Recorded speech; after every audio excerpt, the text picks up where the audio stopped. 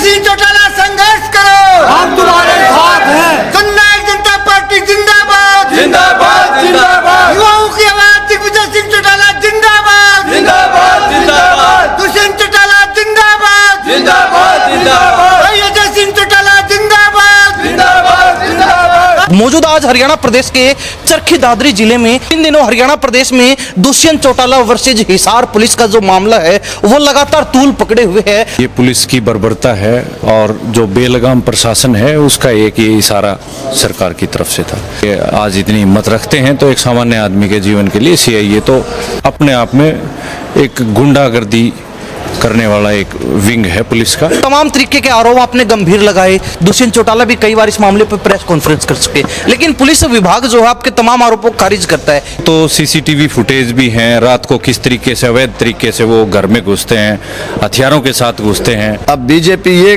कटोरा लेकर के ये कहेगी कि हम यहाँ पे नहीं थे, हम वहाँ पे नहीं थे। आप ये कैसे मान लेंगे कि बीजेपी का कोई रोल नहीं है? सारा सिस्टम ही बीजेपी का रचाया हुआ है। बीजेपी ये कान खोल करके सुन ले, ये चौधरी देवलाल के परिवार से जुड़े हुए कार्यकर्ता हैं, जमीन से आसमान को एक कर देंगे, ये नोट रखें। ये भी कहते कि यूं एक उप मुख्यमंत्री रह चुके व्यक्ति का इंस्पेक्टर की गाड़ी पर लटकना शोभा नहीं देता। कातिल हमला, जान से मारने की साजिश थी ये तो, इनका पता है, ये तो उग्रवादी हैं। वो फुटेज वो भी झूठी हैं क्या? वो भी झूठी हैं क्या? पुलिस ने कहा था कि सीआईए वालों के पास हथियार नहीं थे। क्यों नहीं थे? उनको तो फुटेज में दिखाई दे रहे हैं। इससे ज्यादा और झूठ में इनका तो काम है झूठ पे झूठ बोलने का। एक दो गमले टूटने के उपरांत में रात को पुलिस ऐसे जाकर के उनके ऊपर घरों में दबिश दे रही है। पूरा स्टाफ जैसे कोई एक बहुत बड़े क्रिमिनल को गिरफ्तार करने के लिए आए हैं। जो सीआईए इंचार्ज था उसकी मंशा कोई अच्छी नहीं थी। तो इस तरह का घिनौना काम ये सरकार की सह के बगैर नहीं हो सकता।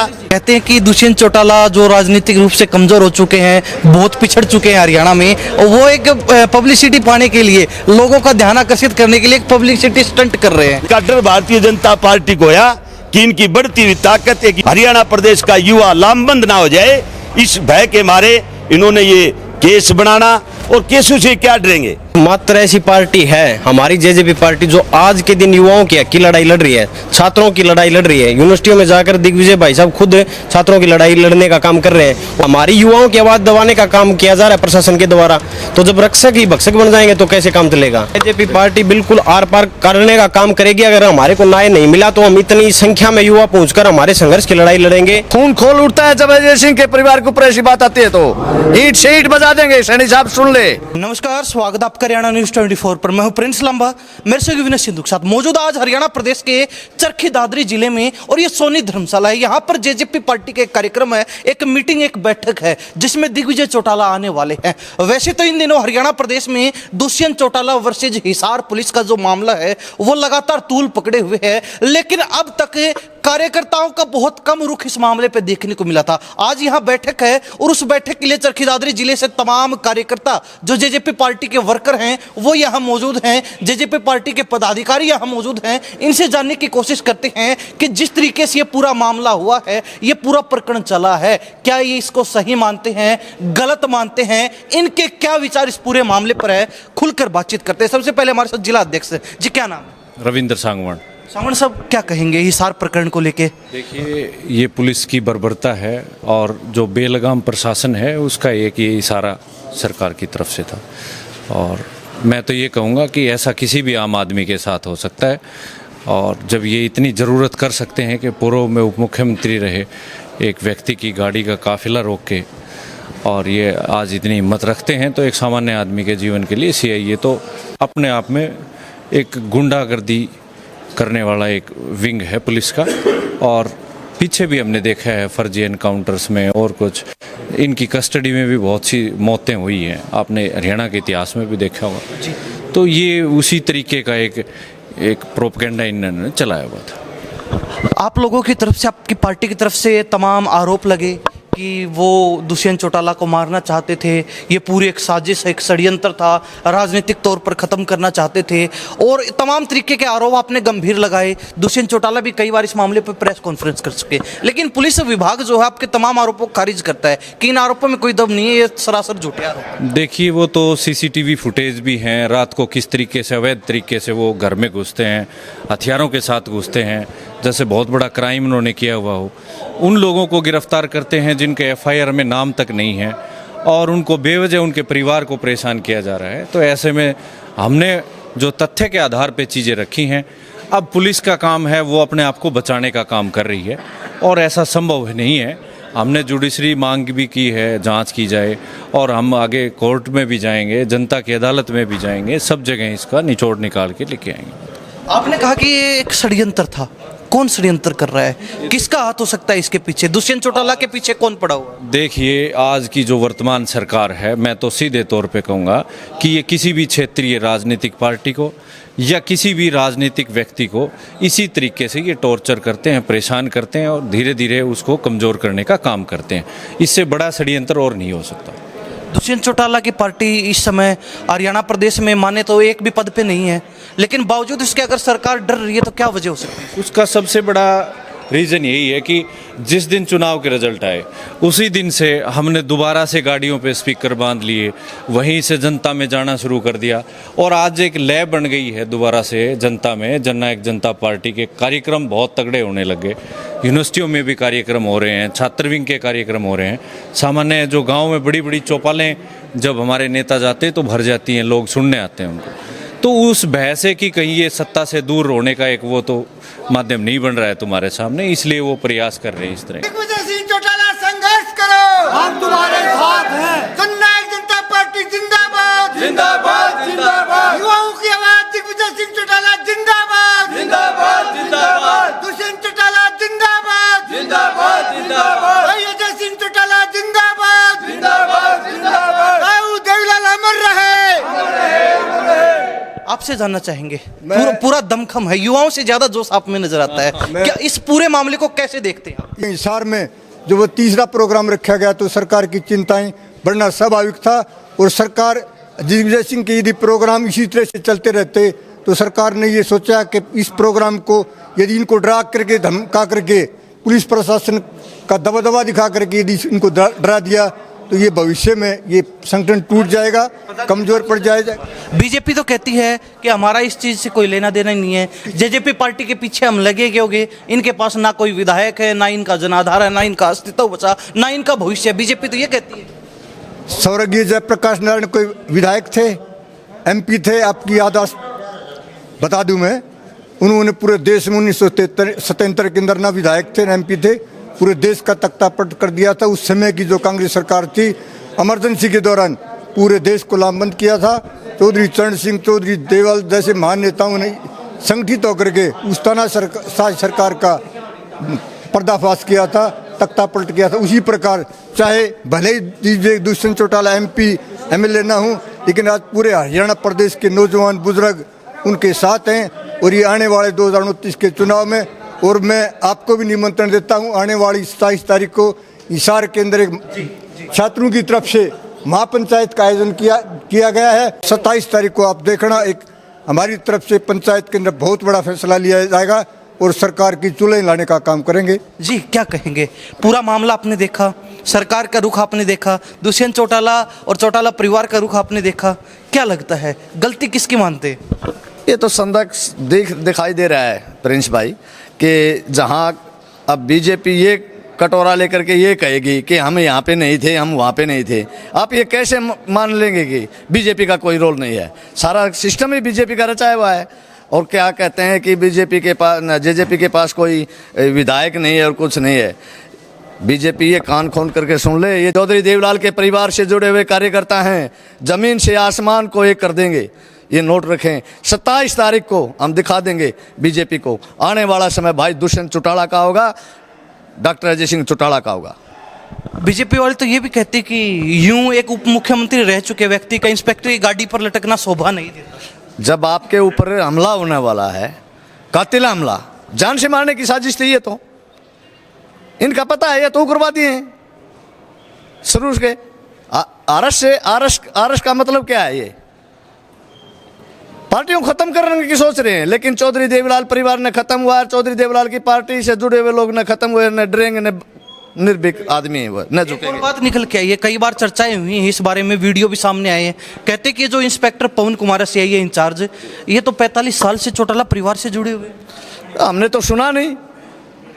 और जुड़ा हुआ है, तो उसने ऐसी घटना करने का उसमें औचित्य नहीं बनता था। गलती तो आप लोगों की बता रहे हैं, पुलिस ने सीसीटीवी जारी करके दिखाया था, बोले किस तरीके से जो है गलत गाड़ी चला रहे थे, गाड़ी भिड़ते भिड़ते बची थी, सीआईए की गाड़ी को टकराने की। परेश लांबा जी, आप कह रहे हैं आपके सामने सारा सिस्टम आया हुआ है, आप अपने आप को बचाने की कोशिश कर रहे हैं। रात को जब वो बाबूजी एडवोकेट साहब के घर जाते हैं, तब वो फुटेज वो भी झूठी है क्या? परेश लांबा जी, वो भी झूठे हैं क्या? पुलिस ने कहा था कि सीआईए वालों के पास हथियार नहीं थे। क्यों नहीं थे? उनको तो फुटेज में दिखाई दे रहे हैं। इससे ज्यादा और झूठ पे इनका तो काम है, झूठ पे झूठ बोलने का, इनसे और कुछ नहीं आता। झूठ बोलना, मोदी जी बोले 15 लाख देंगे, पता नहीं क्या क्या सजग बाग दिखाए थे।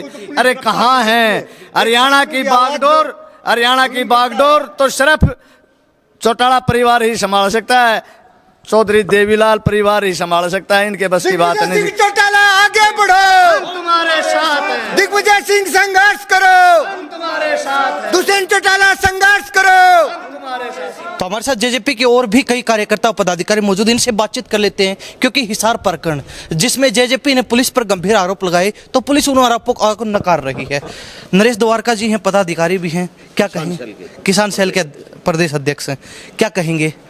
पूरा जो मामला आपके सामने है, दोनों पक्ष आपके सामने हैं, कौन सही कौन गलत, क्या कहेंगे? प्रिंस जी देखो, ये तो एक आप देखने की बात है।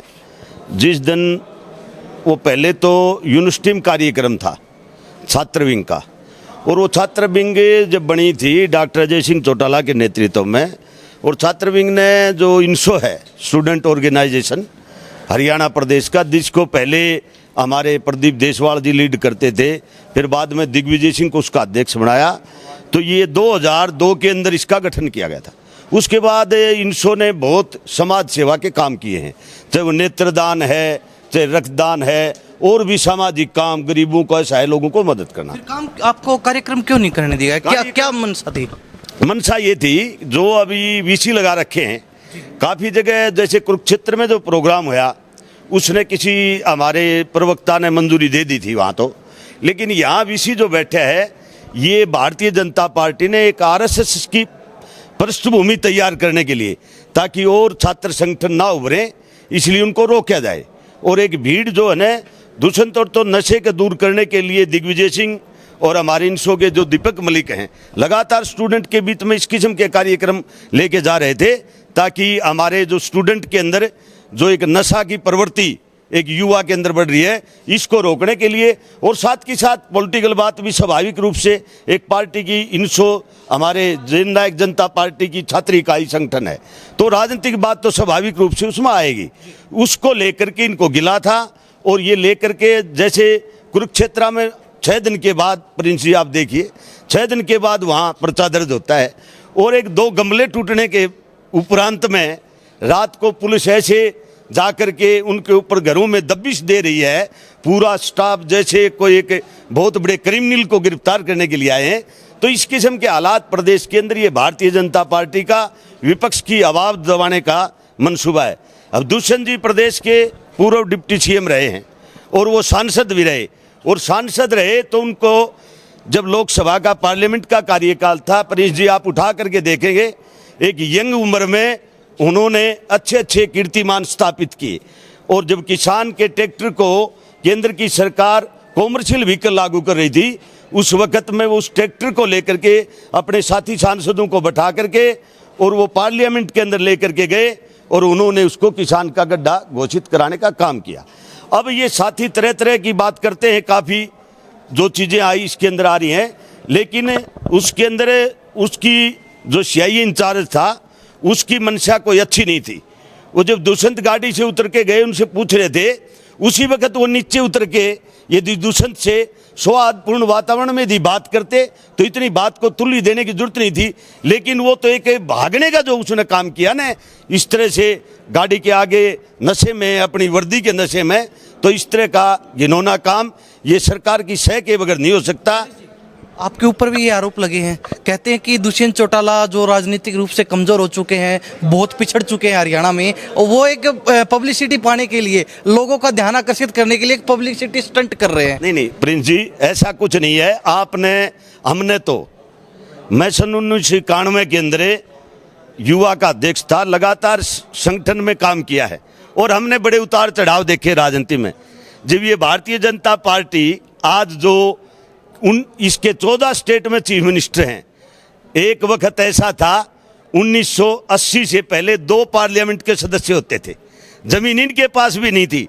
लेकिन आज ठीक है, हम मानते हैं हमारा कोई सांसद एमएलए नहीं है, जननायक जनता समय सबका बदलता है। आप ये देखिए, स्वर्गीय ताऊ देवीलाल ने पहला चुनाव 1952 में लड़ा और वो 14 साल की उम्र में लाला लाजपत राय पर जब हमला आया था तो स्वर्गीय ताऊ देवीलाल आंदोलन में कूद पड़े थे। उसके बाद देवीलाल को चीफ मिनिस्टर बनने में कितने साल लगे? 1977 के अंदर चीफ मिनिस्टर बना। तो दुष्यंत आज संघर्ष में हैं हम, तो जनता के मुद्दे उठाएंगे, विपक्ष की आवाज बनेंगे, लोगों के बीच सुख दुख में जाएंगे तो लोग हमें अपनाएं भी। इसी बात का डर भारतीय जनता पार्टी को है कि इनकी बढ़ती हुई ताकत एक युवा दुष्यंत और दिग्विजय के और अजय सिंह चौटाला के स्नेह और प्यार की वजह से हरियाणा प्रदेश का युवा लामबंद ना हो जाए, इस भय के मारे इन्होंने ये केस बनाना। और केसों से क्या डरेंगे? डॉक्टर अजय सिंह चौटाला और स्वर्गीय ओम प्रकाश चौटाला जी जेबीटी अध्यापक लगाए थे, 10-10 साल की सजा काटे। तो इस बात से हमारे न तो नेता घबरा रहे न हमारे कार्यकर्ता। जैसा भी है हमारा एक ही रास्ता है, संघर्ष के रास्ते पर आगे बढ़ेंगे और वो भी एक प्यार पूर्ण भावना से होगा, सद्भावना की भावना से होगा। अच्छा, आपसे बातचीत करी, एक के बाद एक केस लग रहे हैं, आपको दबाने की कोशिश है या फिर वास्तव में ही कुछ जेजेपी के लोग गलत कर रहे हैं? न दबाने की कोशिश है, जेजेपी के आदमी को दबाने की कोशिश है।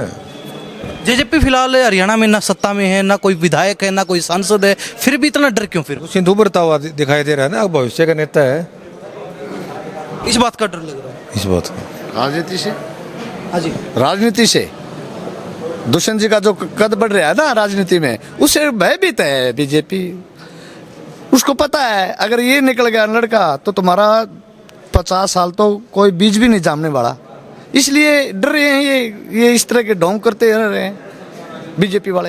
आप युवा हैं और युवाओं का लगाव हमने देखा अक्सर दुष्यंत दिग्विजय के साथ रहता है, कैसे देखते इस पूरे मामले को? इस पूरे मामले में पहले हमारे नेताओं ने युवा जोड़ो अभियान चलाया, फिर युवा योद्धा प्रोग्राम चलाया, जुलाना में हमारी बहुत बड़ी रैली हुई, फिर हांसी में रैली हुई। बढ़ती लोकप्रियता के भय से सरकार डरी हुई है कि कहीं आगे इनकी आवाज़ बुलंद ना हो जाए। जनता के मुद्दों को उठा रहे हैं तो सरकार भय के कारण ये सब कर रही है। सरकार तो कहती है कि ये अपनी हार से तिल मिलाए हुए, इनका जो ग्राउंड खत्म हो गया इसलिए उछलते घूम रहे हैं। नहीं, जब यूनिवर्सिटियों में युवा जा रहा है, हमारे नेता जा रहे हैं, छात्रों की आवाज़ को बुलंद कर रहे हैं, तो तिलमिला कहाँ रहे हैं? वो तो आवाज़ उठा रहे हैं, बुलंद कर रहे हैं। जी, आप भी वो साथी हैं। देखो, एक मात्र ऐसी पार्टी है हमारी जेजेपी पार्टी जो आज के दिन युवाओं की हक की लड़ाई लड़ रही है, छात्रों की लड़ाई लड़ रही है। यूनिवर्सिटियों में जाकर दिग्विजय भाई साहब खुद छात्रों की लड़ाई लड़ने का काम कर रहे हैं और हमारी युवाओं की आवाज़ दबाने का काम किया जा रहा है प्रशासन के द्वारा। तो जब रक्षक ही भक्षक बन जाएंगे तो कैसे काम चलेगा? ये तो सरकार को सोचना होगा, प्रशासन को सोचना होगा। जब हमारी सिक्योरिटी के लिए होती है पुलिस या फिर हमारे धमकाने को दबाने को होती है, जब छात्रों की आवाज़ नहीं उठा, हम हमारे हक की आवाज़ भी नहीं उठा सकते क्या? ये तो सरकार की बहुत ज़्यादा नाइंसाफ़ी और प्रशासन के द्वारा सरकार छात्रों की आवाज़ दबाने की कोशिश कर रही है और ऐसे हम नहीं डरेंगे। अब जेजेपी चाहती क्या है? लगातार ये मामला खिंचता जा रहा है, तूल पकड़ता जा रहा है, क्या मांग आपकी? हम यही चाहते हैं कि जो भी है, जो जायज़ कार्रवाई है प्रशासन के तौर पे, कानून के तौर पे, जो हमारी जायज़ कार्रवाई बनती है, उसके स्टाफ जो उसने बदतमीजी की है उसके खिलाफ जो भी कार्रवाई हो सके वो कार्रवाई की जाए। और हमारे जितने भी छात्रों पे जो मतलब संघर्ष हमारा, हम एक जो आवाज़ उठाने का काम कर रहे थे उसमें जो एक वाहियात के मुकदमे देने का काम किया है वो सभी मुकदमे वापस लिए जाएं, हमारी यही मांग है। तो मान के चले 27 अप्रैल के लिए जो महापंचायत का ऐलान आपने किया है, तो जेजेपी पार्टी अब आर पार के मूड में इस मामले? जेजेपी पार्टी बिल्कुल आर पार करने का काम करेगी। अगर हमारे को न्याय नहीं मिला तो हम इतनी संख्या में युवा पहुंचकर हमारे संघर्ष की लड़ाई लड़ेंगे और 27 तारीख को ज़्यादा से ज़्यादा संख्या, इतनी संख्या में युवा 27 तारीख को हिसार में पहुंचने का काम करेंगे और हमारे संघर्ष की लड़ाई लड़ेंगे हम। द्वारका जी तो बिल्कुल आर पार की लड़ाई के लिए तैयार है? निश्चित रूप से जेजेपी पार्टी ऐसे मुकदमे से हमारे नेताओं के ऊपर इस किस्म का जो ये कर रहे हैं, इससे घबराने वाले हमारे कार्यकर्ता नहीं हैं। ये देवीलाल, स्वर्गीय ताऊ देवीलाल, स्वर्गीय चौटाला साहब, अजय सिंह चौटाला की सेना की सिपाही हैं। ये सरकार को ये जता देंगे और ये तो अच्छा है। हमारे ऊपर तरह तरह के आरोप लगते थे कि ये बीजेपी की बी टीम है। अब बीजेपी इस किस्म का जब हमारे साथ व्यवहार कर रही है, हमारे नेताओं के साथ, और एक वो भी एक सीआईए का इंचार्ज इस तरह से धौंस दिखा रहा है, इससे साबित होता है कि बीजेपी दुष्यंत चौटाला और दिग्विजय राजे सिंह और जननायक जनता पार्टी को दबा के रखना चाहती है। हम दबने वाले नहीं है। एक जरूरी सवाल रहेगा, आज के दिन आपको नहीं लगता कि विधायकों के पास कोई पावर नहीं बची? क्योंकि अभी एक मामला है पानीपत समालखा से, बीजेपी विधायक मनमोहन बड़ाना ने मुख्यमंत्री का नाम लेके एक एसएचओ को चेतावनी दी कि अगर गरीब व्यक्ति पे कार्रवाई की तो मामला सीएम तक ले जाऊंगा, यानी कि विधायक की चलती नहीं है। प्रिंस जी, विधायक की नहीं, आपने पिछले दिनों हमारे एक सुसाइड नोट आया था एक अधिकारी का, सुसाइड करके उन्होंने नोट लिखा था।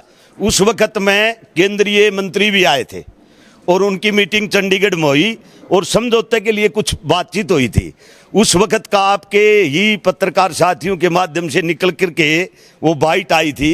वहाँ मुख्यमंत्री जी क्या कह रहे हैं कि मेरे पास चिपड़ासी को बदलने की भी पावर नहीं है। आप विधायकों की छोड़िए, यहाँ का मुख्यमंत्री माननीय सैनी जी ये कह रहे हैं कि मेरे पास तो एक चिपड़ासी को बदलने की पावर नहीं है। तो कहाँ सरकार, कहाँ से चल रही है सरकार? ये अब अंदाजा इसी बात से लगा सकते हो। विधायक विधायक का तो कोई रोड़ा है को नहीं, बीच वाला का तो कोई खाता नहीं। ये मुख्यमंत्री की भी हालात है। आप लोगों ने कहा कि हरियाणा में कानून व्यवस्था बची ही नहीं है, चौपट हो चुका है सब कुछ। मुख्यमंत्री कहते हैं कि हमने पुलिस को फ्री हैंड कर रखा है, खुली छूट दे रखी है कि जो अपराधी मिलता है उसको ठोक दो। आप देखिए प्रिंस जी, पिछले जब सैनी साहब प्रदेश के मुखिया बने हैं उस दिन से लेकर के आज तक शहरों के अंदर आम जगह पर आम छोटे हलवाई को, कपड़े के शोरूम वाले को, एजेंसी वालों को खुली धमकी दे के जाते हैं और विदेशों से कॉल, गैंगवार है, विदेशों से कॉल की जाती हैं कि आप इतने पैसे हमारे पास भेजो नहीं तो तेरे को ये देख लेना तेरा अंजाम क्या होगा। इस किस्म के हालात, ये जो प्रदेश हरियाणा हरि का प्रदेश था, जो इस हरि के प्रदेश के अंदर इस किस्म की स्थिति आज इस मौजूदा सरकार के अंदर। हमारी मांग तो ये है, जननायक जनता पार्टी, हमारे इंसो संगठन का और सभी सेल संगठन का यही मांग है कि जो उस दिन जो वाक़ा होया उसकी असलियत सामने जनता के बीच में लाई जाए। और इसी तरह से पूर्व तो सभी ने होना है।